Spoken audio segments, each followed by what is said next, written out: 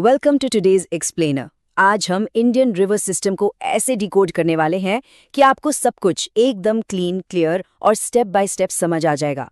अगर आपको लगता है कि ज्योग्राफी बस रटने का नाम है, तो आज आपका नजरिया बदलने वाला है। आज की इस चर्चा को इस तरह से डिजाइन किया गया है कि आप इसके बेहतरीन नोट्स बना सके और अगर किसी और को दिखाएं तो उन्हें भी ये उतना ही अट्रैक्टिव और आसान लगे। तो चलिए अपने पेन और पेपर तैयार रखिए, शुरू करते हैं। ओके, अब इस मैप को ध्यान से देखिए।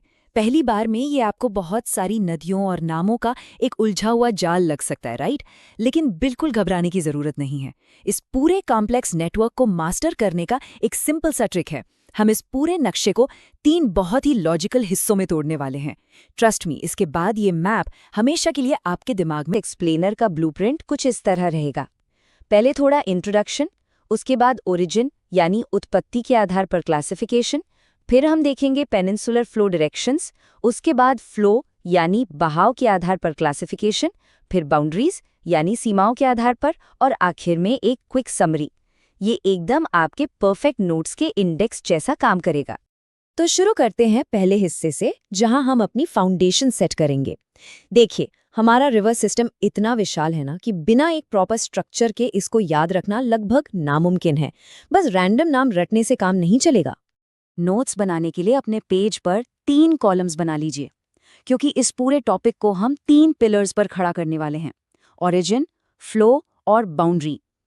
ये 3 आधार किसी भी उलझे हुए ज्योग्राफिकल डेटा को एकदम क्लियर और सिंपल बना देते हैं। आगे बढ़ते हैं हमारे पहले मेजर कैटेगरी की तरफ, ओरिजिन यानी उत्पत्ति के आधार पर क्लासिफिकेशन। सिंपल भाषा में नदी का जन्म कहाँ हो रहा है। यहाँ आपको एक बहुत ही साफ ज्योग्राफिकल डिफरेंस देखने को मिलेगा। एक तरफ है हमारी हिमालयन नदियाँ, जो नॉर्थ के बर्फीले ऊंचे पहाड़ों से आती हैं, और दूसरी तरफ है पेनिनसुलर नदियाँ, जो साउथ के पुराने चट्टानी पत्थरों यानी प्लाटोज से निकलती हैं। एक मजेदार फैक्ट बताऊं, जियोलॉजिकली ये पेनिनसुलर नदियाँ हमारी हिमालयन नदियों से भी ज्यादा पुरानी हैं। ये डिटेल अपने नोट्स में जरूर ऐड कीजिएगा। चलिए फटाफट इन हिमालयन नदियों के नाम लिख लेते हैं: गंगा, यमुना, ब्रह्मपुत्र, सिंधु, सतलुज और चेनाब। इन सभी पावरफुल नदियों में एक बात कॉमन है, इनका बर्थ प्लेस। ये सभी नॉर्थ के बड़े ग्लेशियर्स और बर्फ से बनती हैं, इसलिए इनका रास्ता लंबा होता है और इनमें पानी का आकार बहुत विशाल होता है। अब चलते हैं हिमालय से थोड़ा साउथ की तरफ, यानी पेनिनसुला रिवर्स की तरफ। क्योंकि ये ग्रुप थोड़ा बड़ा है, इसलिए इसको समझने के लिए हमें इसको फ्लो की दिशा यानी डायरेक्शंस के हिसाब से बांटना पड़ेगा। और ये स्लाइड परफेक्टली दिखाती है कि कैसे ये नदियां 2 अलग-अलग दिशाओं में बह निकलती हैं। आप एक क्लियर टेबल बना सकते हैं। एक तरफ लिखिए ईस्ट फ्लोइंग यानी पूर्व की तरफ बहने वाली नदियां, महानदी, गोदावरी, कृष्णा, कावेरी, बैतारणी और सुबर्णा रेखा। दूसरी तरफ आएंगी वेस्ट फ्लोइंग यानी पश्चिम की तरफ बहने वाली नदियां, नर्मदा, ताप्ती। आगे आते हैं क्लासिफिकेशन के दूसरे मेन पिलर पर, फ्लो यानी बहाव। यहाँ हम ये नहीं देख रहे हैं कि नदी कहाँ से आई, बल्कि ये देख रहे हैं कि वो पूरे साल कैसा बिहेव करती है। उसमें पानी हमेशा रहता भी है या नहीं। इसमें पहली कैटेगरी है पेरेनियल यानी सदानीरा नदियों की। नाम से ही समझ आ रहा है ना, सदा नीर वाली। ये वो नदियां हैं जो लगातार पूरे साल बहती हैं। इन्हें लगातार पिघलते ग्लेशियर्स, अच्छी बारिश और ग्राउंड वाटर से बैकअप मिलता रहता है। ये नेचर के सबसे रिलायबल वाटर सोर्सेज हैं। इसके बेस्ट एग्जाम्पल्स हैं गंगा, ब्रह्मपुत्र और सिंधु। अब जरा डॉट्स कनेक्ट कीजिए। ये वही नदियां हैं जिनका जिक्र हमने हिमालयन रिवर्स में किया था। क्योंकि इन्हें उन ऊंचे ग्लेशियर से पानी मिलता है, इसलिए ये साल भर भरी रहती हैं। है ना एकदम लॉजिकल कनेक्शन। इसके बिल्कुल ऑपोजिट होती हैं एफेमेरल यानी अस्थायी नदियां। ये कंप्लीटली सीजनल होती हैं। इनका पूरा अस्तित्व मौसम और मॉनसून की बारिश पर डिपेंड करता है। जब बारिश होती है तो इनमें जबरदस्त उफान आ जाता है, लेकिन गर्मियों के टाइम में ये पूरी तरह से सूख भी सकती हैं। अपने नोट्स में इनके एग्जाम्पल जरूर लिखिएगा: घाघर, सुबर्ण रेखा, कावेरी और पेन्ना। इनको पढ़ते वक्त आपको क्लियरली याद आना चाहिए कि ये सदानीरा नदियां से अलग हैं। इस तरह से पॉइंट्स बनाएंगे तो रिवीजन के टाइम कोई कंफ्यूजन बचेगा ही नहीं। अब आते हैं तीसरे और आखिरी पिलर पर, बाउंड्रीज। अब तक हमने उत्पत्ति और बहाव देखा, पर अब हम इनको ज्योग्राफी की सीमाओं और उनके फाइनल डेस्टिनेशन के नजरिए से समझेंगे। सबसे पहले बात करते हैं इनलैंड यानी आंतरिक नदियों की। हम सब यही सोचते हैं ना कि हर नदी आखिर में जाकर किसी समुद्र में मिल जाती है, लेकिन ये नदियां इस रूल को तोड़ती हैं। इनका सफ़र बड़ा ही फैसिनेटिंग होता है।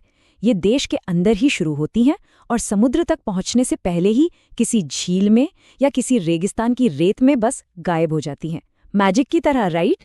इन अजीब और रहस्यमयी नदियों के नाम लिख लीजिए: लूनी, घाघर, सरस्वती और माही।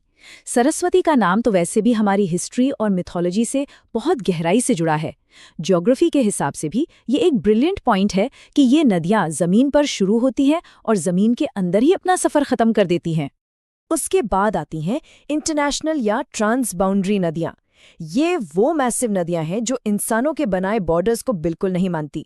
ये एक देश से दूसरे देश में क्रॉस करती हैं और यही इन्हें सिर्फ एक ज्योग्राफिकल फीचर से बढ़ाकर एक बड़ी जियोपॉलिटिकल रियलिटी बना देता है, जहां अलग अलग देशों को इनके पानी को मिल बांटकर इस्तेमाल करना पड़ता है। ये लिस्ट थोड़ी लंबी और बहुत इंपॉर्टेंट है। गंगा, ब्रह्मपुत्र, सिंधु, तीस्ता, रावी, सतलुज, कोसी और बराक। इन्हें नोट करते हुए ध्यान रखिए कि ये नदियां पूरे सब कॉन्टिनेंट को आपस में जोड़ती हैं।